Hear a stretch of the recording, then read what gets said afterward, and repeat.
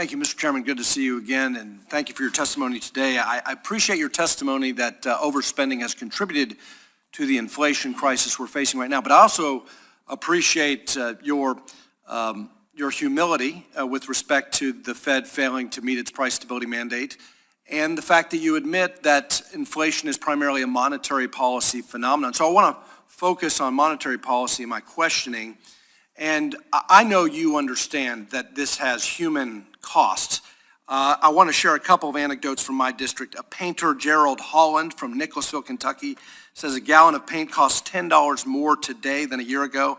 The Suffaletta family from Georgetown, Kentucky, they've been in the retail home furnishing business since the late 1940s.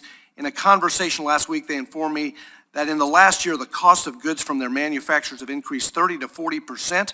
And they're still receiving price increase letters every week. And like most small businesses, their cost of labor and overhead have gone up over 25%. So now they are having to determine how to operate without passing those costs on to the end consumer and still have some profits left at the end of the year. I could share dozens, as many of my colleagues could share dozens of these kinds of stories, including from constituents on fixed incomes who cannot afford the dramatic reduction in their purchasing power.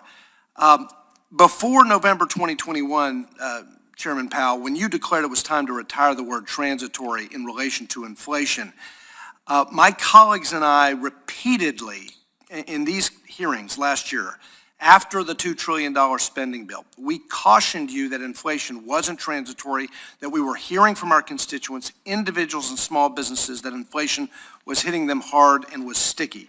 But the FOMC kept up with the unconventional monetary policy.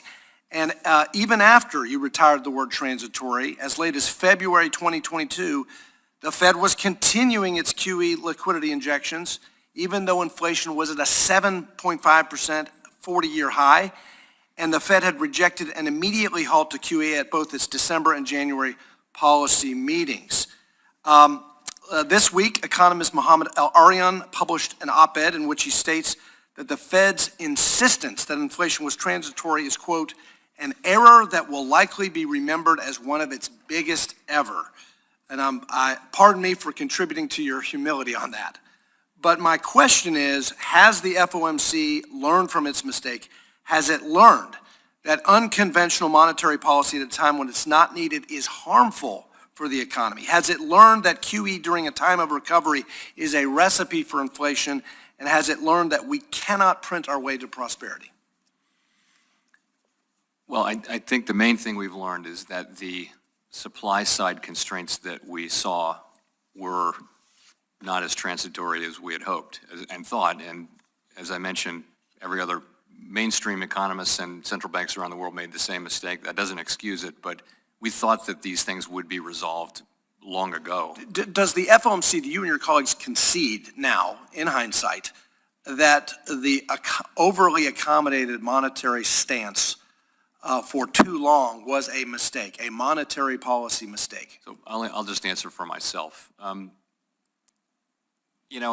That's for other people to assess. I would say that we had an expectation, and as I said earlier, I thought that always thought there was a chance we'd be wrong, and that if we were wrong, we'd be able to pivot.